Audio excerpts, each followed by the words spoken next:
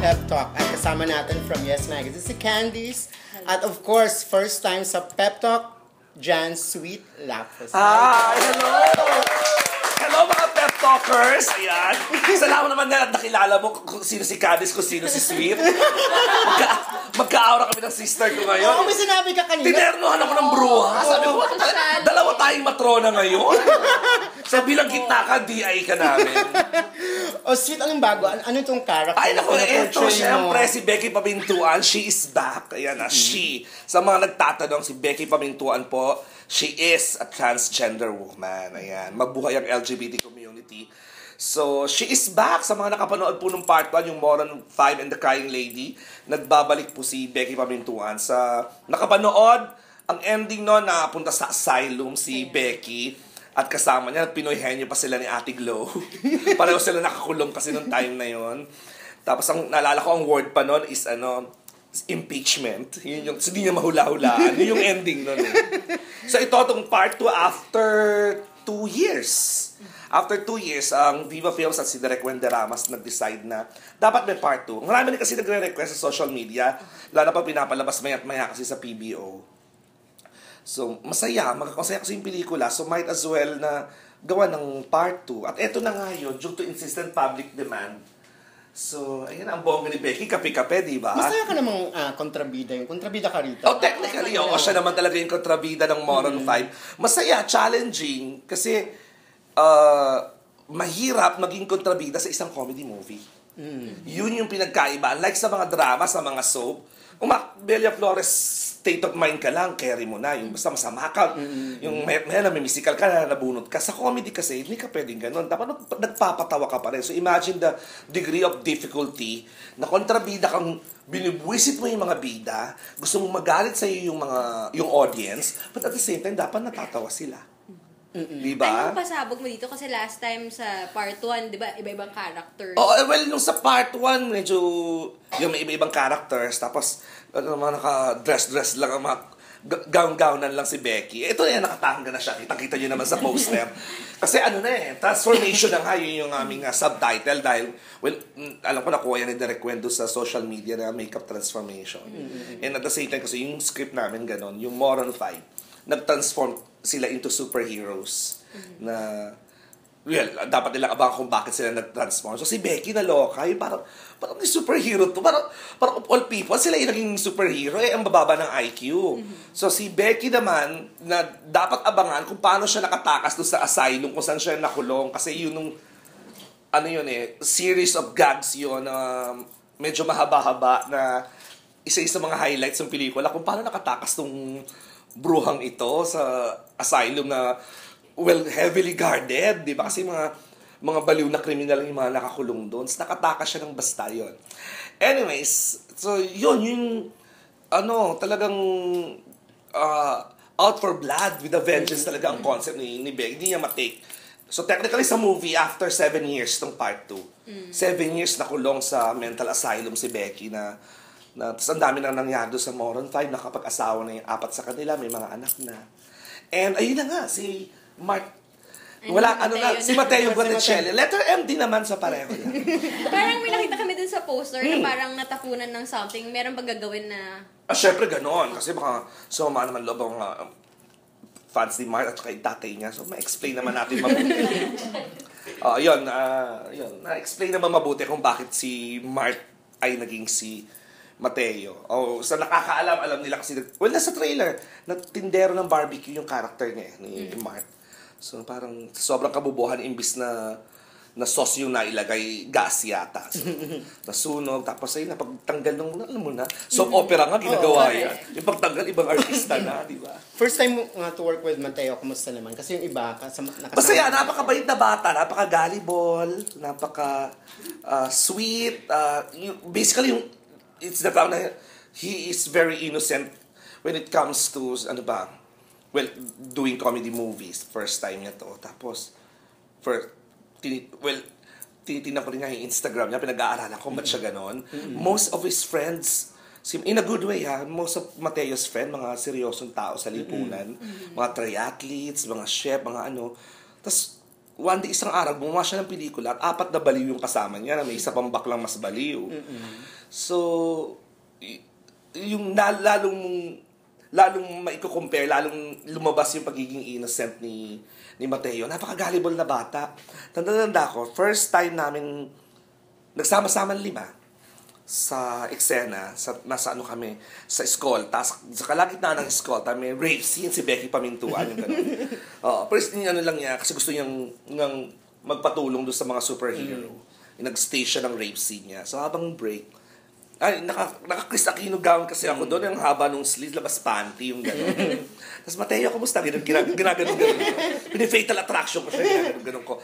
Yung, agad yung Luis, tsaka yung Billy, ay, Mateo, parang, first time sa cast. Since, initiation mo yun, dapat, hipuan mo si Sweet.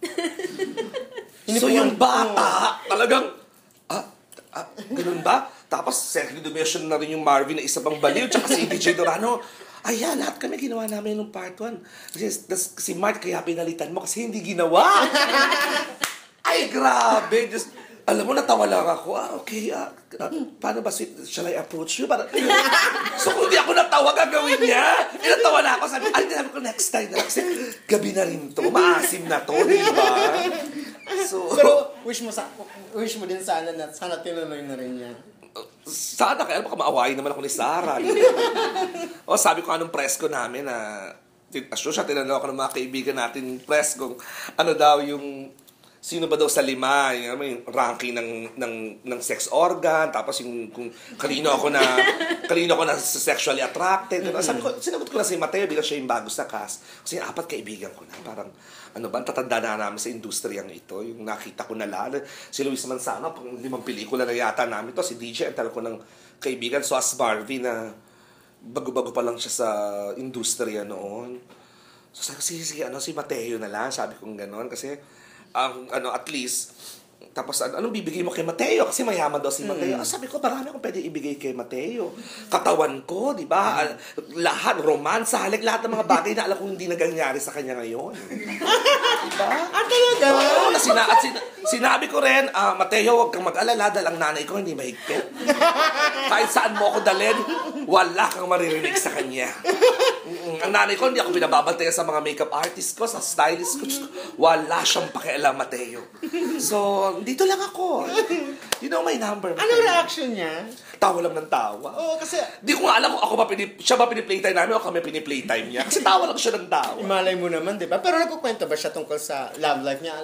Or Hindi, sila Luis lang. Nabubuyo lang ng sa mga shooting, apa, pinapunchline. Alam mo, may mga ganong mga personal joke na magiget din naman ng mga tao, though it's private, though it's personal, magiget naman nila more or less. May mga ganong kaming punchline na, pag comedy, pag Wenderamas movie, si Direk Wen lang ang director ng comedy films na may license na mag-break ng fourth wall. So, hinahayaan niya kami mag-break ng fourth wall na parang, like si Billy, na inaamin naman niya, yung parang,